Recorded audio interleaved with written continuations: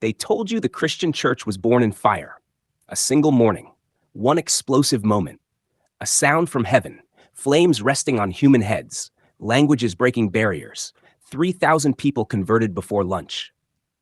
They called it Pentecost, the birthday of Christianity. But here's the question nobody asked you. What if the earliest Christian writer didn't even know that day existed? Because Paul the Apostle, the man who wrote nearly half the New Testament, never mentions Pentecost. Not once. Think about that. This is a man obsessed with the Holy Spirit.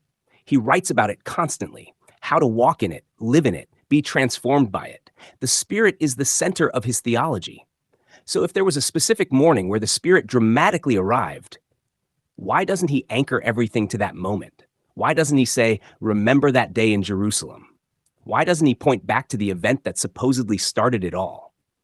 Instead, silence. And not just anywhere. Silence in the exact places where mentioning Pentecost would have strengthened his argument the most. In 1 Corinthians 15, he lists resurrection appearances, hundreds of witnesses. No Pentecost.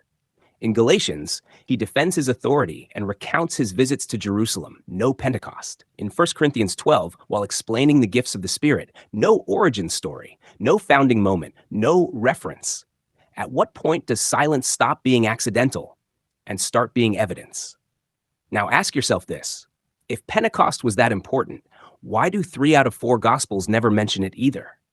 Gospel of Matthew, silent. Gospel of Mark, silent. Gospel of John, silent. Only one writer tells the story. Acts of the Apostles, written by the same author as Gospel of Luke. One source, one voice, writing decades later. So now ask the obvious question. If the entire foundation of Christianity depends on this moment, why does it come from a single author writing 50 years after the fact? And it gets worse, because that same author can't even keep his own story straight. In Acts 2, the apostles are supposedly speaking real foreign languages, Parthian, Egyptian, languages from across the empire. People hear their native tongue. That's the miracle. But just a few verses later, some in the crowd say, they're drunk. Think about that. How do you hear your own language fluently and conclude the speaker is drunk? Drunk people slur. They don't switch flawlessly between multiple foreign languages. So which is it? Were the apostles speaking real languages? Or did it sound like incoherent noise? Because it can't be both. And then Peter responds. Does he say, we're not drunk, you're literally hearing your own languages? No. He says, it's only 9 a.m. That's his defense. Not the miracle, the time of day. Why argue the clock if you could point to the evidence? Now, here's where the contradiction becomes unavoidable. Open Gospel of John, same Bible. Same Spirit, different story. In John 20, on the evening of the resurrection, Jesus appears to the disciples and breathes on them. Receive the Holy Spirit. That's it. No fire, no wind, no crowd, no delay. The Spirit arrives right there. So now you have 2 events, one in John Easter Sunday, one in Acts 50 days later. Same Spirit, 2 different days.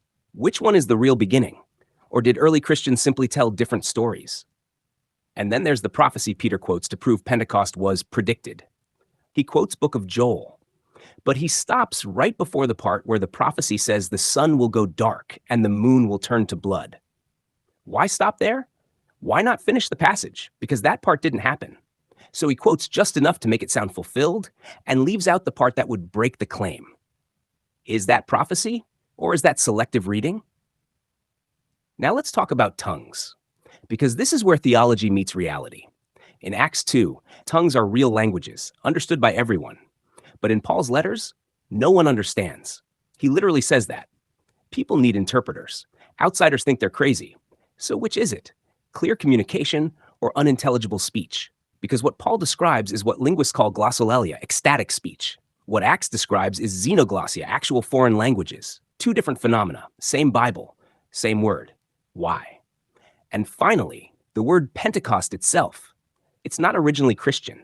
It's the Greek name for Shavuot, a Jewish festival celebrated for over 1,000 years before Christianity existed. A festival associated with Mount Sinai, fire, wind, divine voice. Does that sound familiar? Acts 2 mirrors Sinai almost exactly. Same imagery, same timing, same structure. So ask yourself, was Pentecost an event that happened or a story written to echo something older? This is the method of Baruch Spinoza. Put the texts side by side. Let them speak. No tradition, no assumptions, just the words. And when you do that, 6 patterns emerge.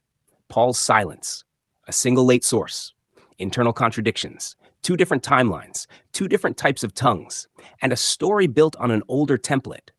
At some point, you have to ask, are we looking at history or composition? If this is the first time you've seen these questions laid out like this, you're not alone. Most people never get permission to ask them.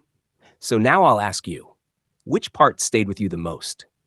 Was it Paul's silence, the contradiction in Acts, the 2 different dates for the Spirit, or the connection to Sinai? Drop it in the comments. And if you want more deep dives like this, where we put the text next to the tradition and let the evidence speak, subscribe.